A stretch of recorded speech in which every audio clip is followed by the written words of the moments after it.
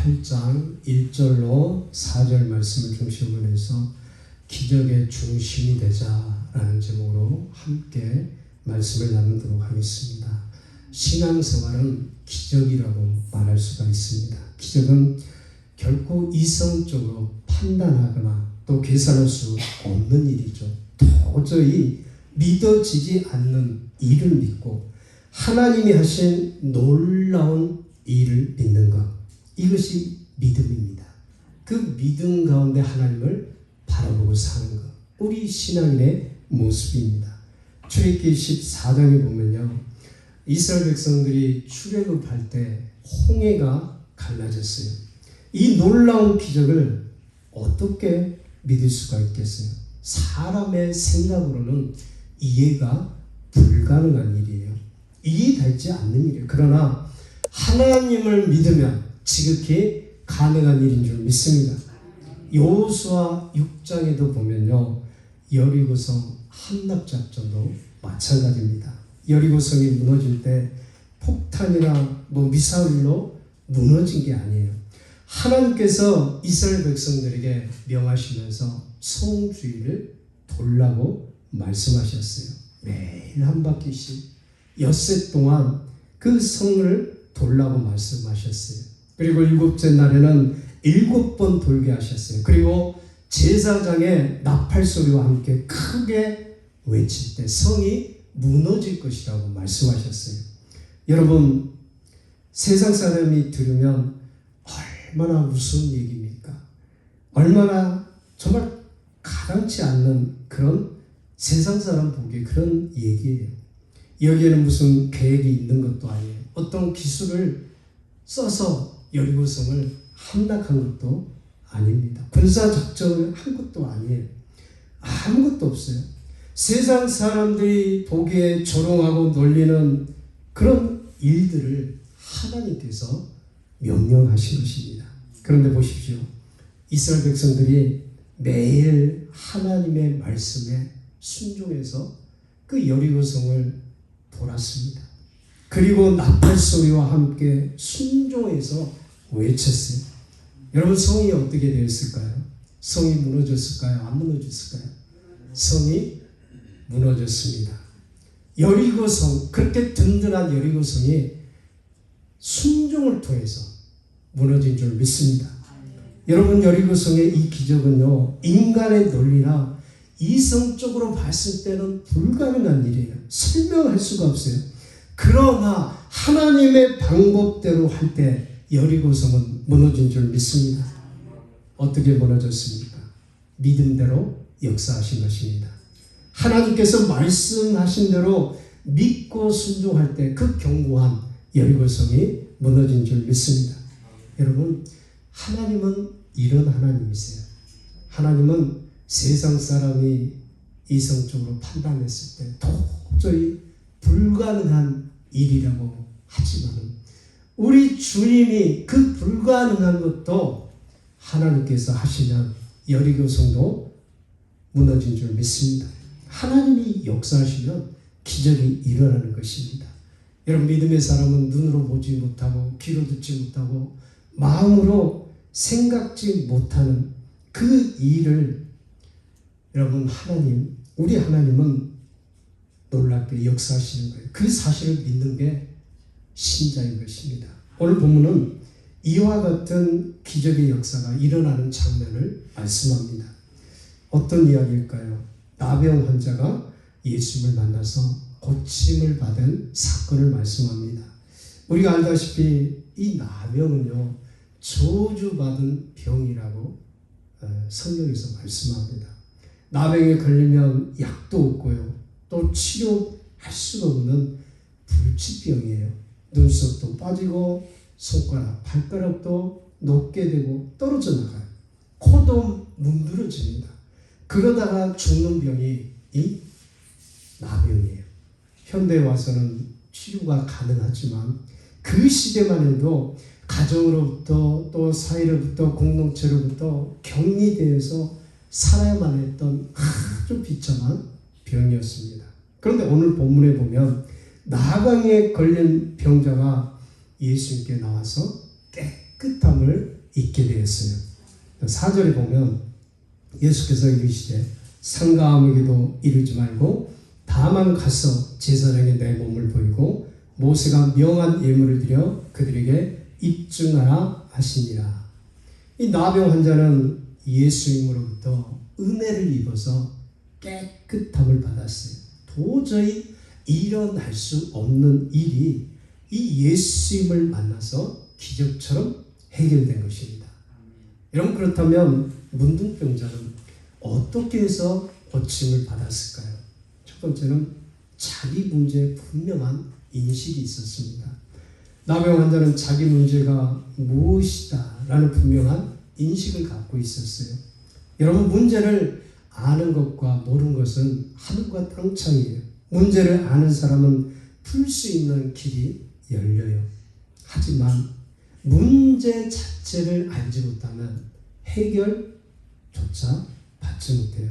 나병 환자는 그것이 자기 몸에 나타난 병이 무슨 병인지를 알았어요. 의사들도 그런다고 하죠. 어떤 병에서 치유가 되려면 자기 병이 어떤 병인지를 아는 것, 그리고 그 병을 받아들이는 것이 중요하다고 합니다. 이 나병 환자는 자기 병을 알았어요. 두 번째는 이 병의 한계를 알았습니다. 이 병 고칠 수도 없고 손과 발이 녹아지고 떨어져 고생하다가 결국에는 생을 마감해야 된다고 하는 인식을 하게 됐어요. 그래서 이 병을 고침받을 수 있는 방법을 찾게 돼요.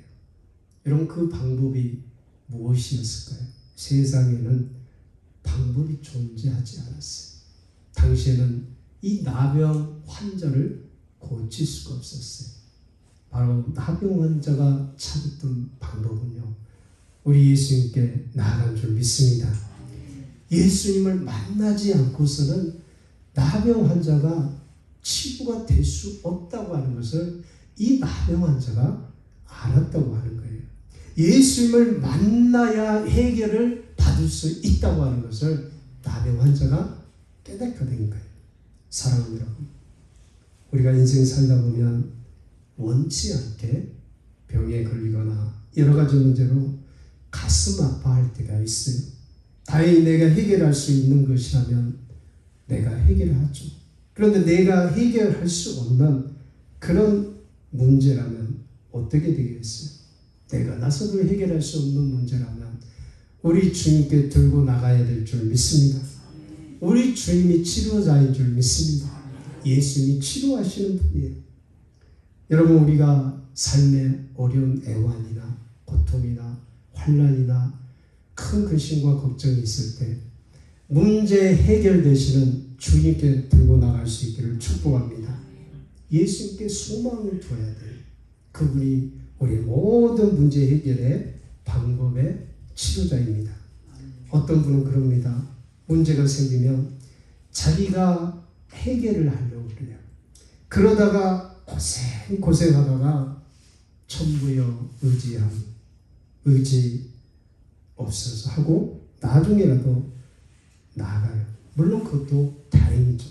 그러나 가장 좋은 방법은 하나님께 맡기는 거예요. 내 문제, 내 어려운 문제, 고통의 문제를 하나님께 두고 나와서 그분께 맡기는 거예요. 이게 지혜로운 성도의 신앙생활의 모습이에요. 여러분들은 그렇게 신앙생활 하고 계시죠? 네, 여러분들은 지혜로우신 분이에요.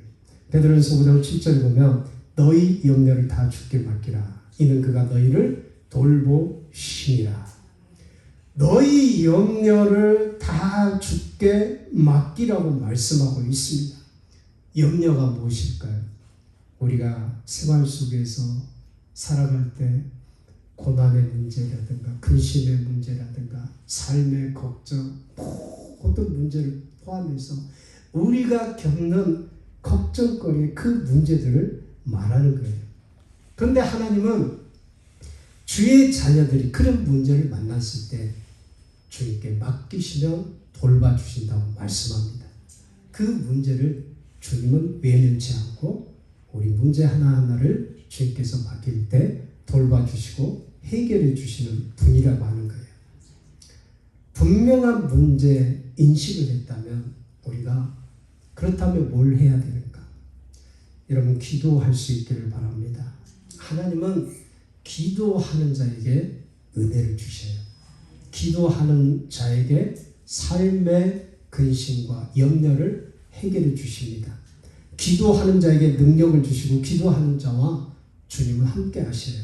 골로새서 4장 2절에 보면 기도를 계속하고 기도의 감사함으로 깨어 있으라. 여러분 기도를 어떻게 하라고 말씀합니까? 기도를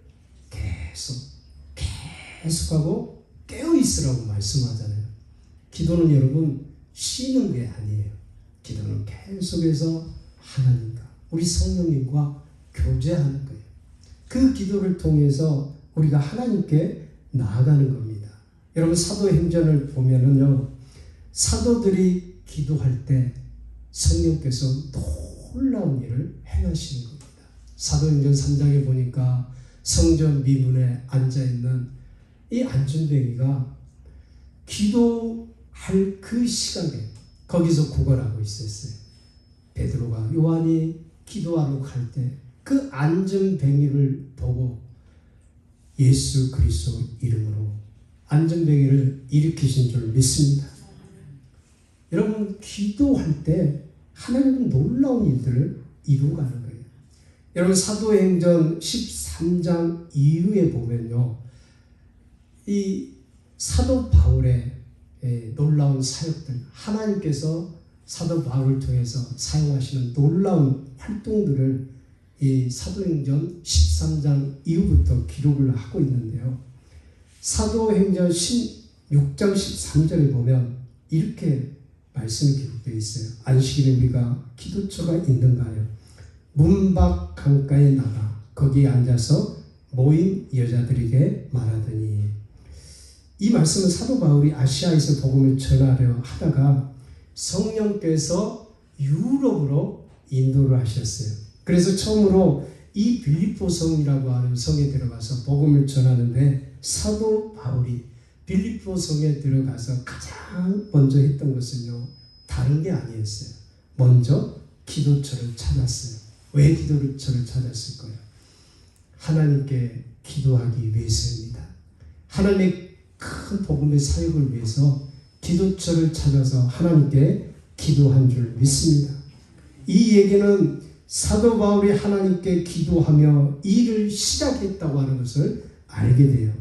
여러분 그렇기 때문에 우리가 무슨 일을 하든지 어디를 가든지 먼저 하나님께 기도 먼저 할 수 있기를 주의 이름으로 축복합니다. 오늘 이 나병 환자도 마찬가지예요. 나병 환자도 주님께 나아갔어요. 주님께 간구를 했어요. 주여 원하시면 저를 깨끗게 하실 수 있나이다. 이 나병 환자는 자기의 문제의식을 갖고 예수님께 나왔어요. 그리고 그 다음에 했던 것은 주여 원하시면 저를 깨끗게 하실 수 있나이다. 여기서 주님께 간구했다고 하는 것은 이 나병 환자가 주님께 자신의 문제를 맡겼다고 하는 걸 알게 돼요. 사랑하는 여러분, 우리가 하나님께 문제를 맡기면 하나님이 귀찮아하실까요? 하나님이 힘들어하실까요? 저는 우리 애들이 어떤 문제로 저한테 얘기하면 기분이 좋아요. 왜냐하면 보호자로서 또 아버지로서 문제를 해결해 주면 제 마음도 기쁘고 애들도 기쁘잖아요. 여러분 하나님의 마음도 다르지 않아요. 하나님과 우리 사이는 하나님은 아버지가 되시고 우리는 하나님의 자녀입니다. 하나님이 아버지 되시고 우리는 자녀예요. 우리 주님은 우리의 구원의 주님이 되십니다. 우리의 주가 되셔요. 우리는 주님의 구속으로 그분으로부터 사랑받는 주의 자녀들이에요. 여러분 하나님의 마음도 다르지 않아요.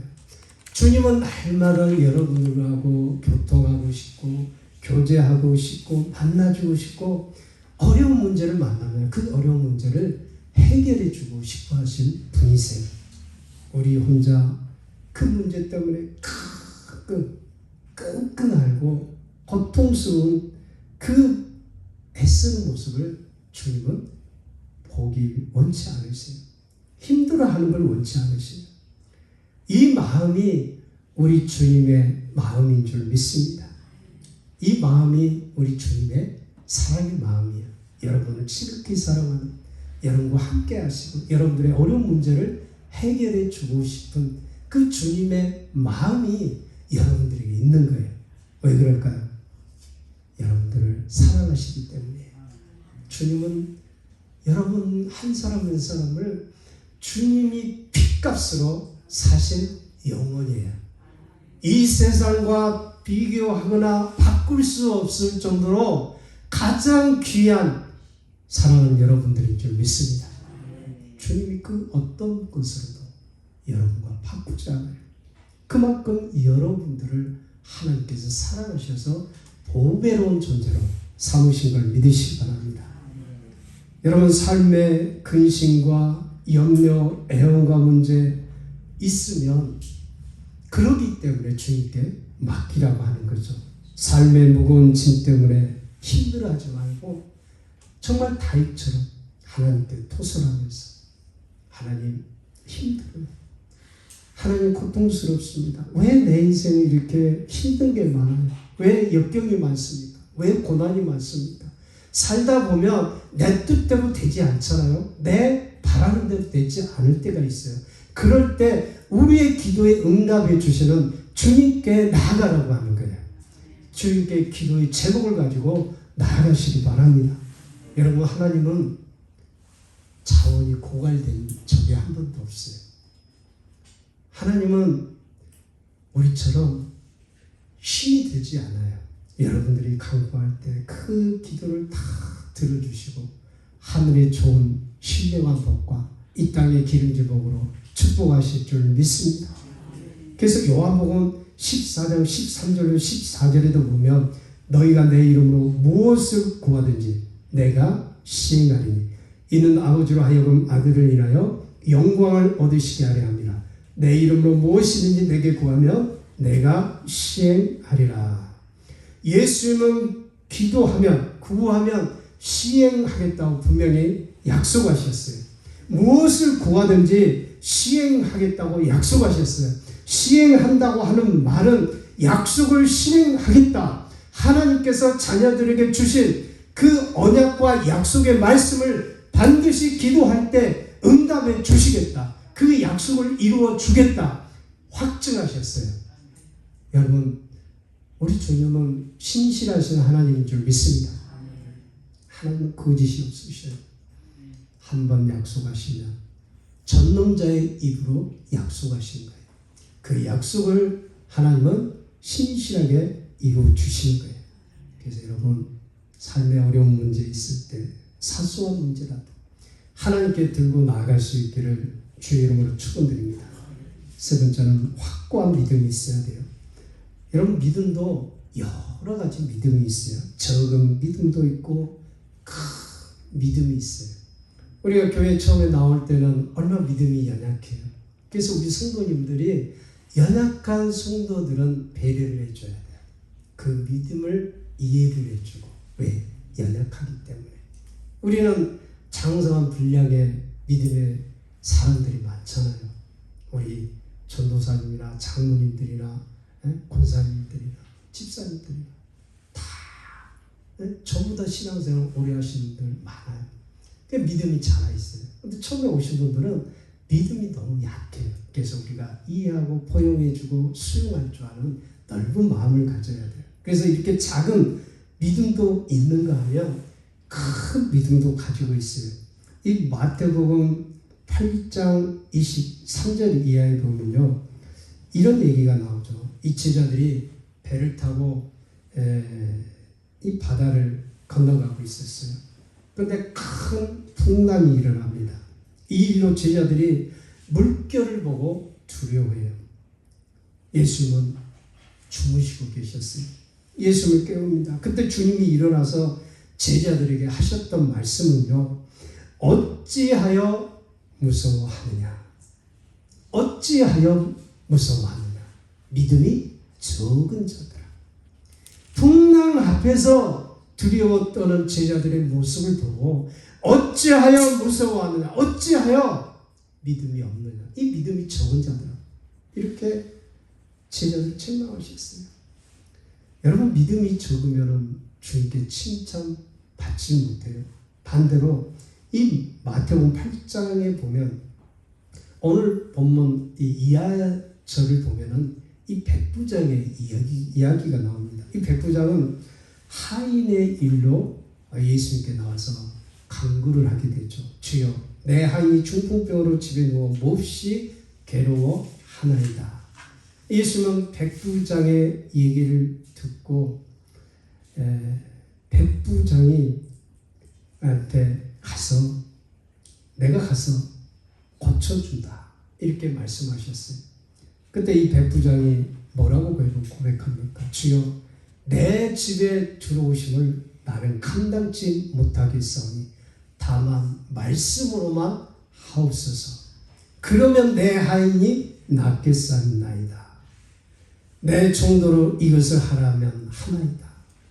예수께서 그렇게 믿음으로 고백했던 이 백부장을요, 칭찬하셨어요. 예수님께서 그 백부장의 고백을 들으시고 이스라엘 종 아무에게서도 이만한 믿음을 만나보지 못하였노라. 가라, 내 믿음대로 될지어다. 그때 하인이 나았다고 말씀합니다. 예수님께서는 백부장의 큰 믿음을 보고 칭찬하셨어요. 사랑하는 여러분, 여러분도 주님으로부터 칭찬받으려면 믿음이 자라 있어야 돼요. 믿음이 커야 돼요. 믿음이 더 자라 있어야 주님께 칭찬을 드려요. 믿음이 없어 책망 듣는 사람이 아니라 우리가 믿음을 더 크게 가질 수 있기를 바랍니다. 그런데 오늘 본문을 보면 이 나병 환자는요, 이 믿음을 가졌어요. 자기 문제를 인식하고 예수님께 나왔어요. 그리고 간구를 했습니다. 주여, 원하시면 저를 깨끗게 할 수 있나이다. 그럴 때 주님께서 내가 원하니 깨끗함을 받으라 하시니 즉시 그의 나병이 깨끗하여 진지라. 믿음을 가지고 나온 나병 환자는 깨끗함을 입었어요. 이것은 그에게 갖고 있는 확고합니다. 주님께 나아가면, 믿음을 가지고 나아가면은 주님이 고쳐주신다. 우리 예수님께서 고쳐주신다. 이 확고한 믿음이 이 나병 환자가 갖고 있었어요. 사랑하는 여러분, 그렇습니다. 신앙생활은 다른 게 아니에요. 간단해요. 믿음으로 하는 겁니다.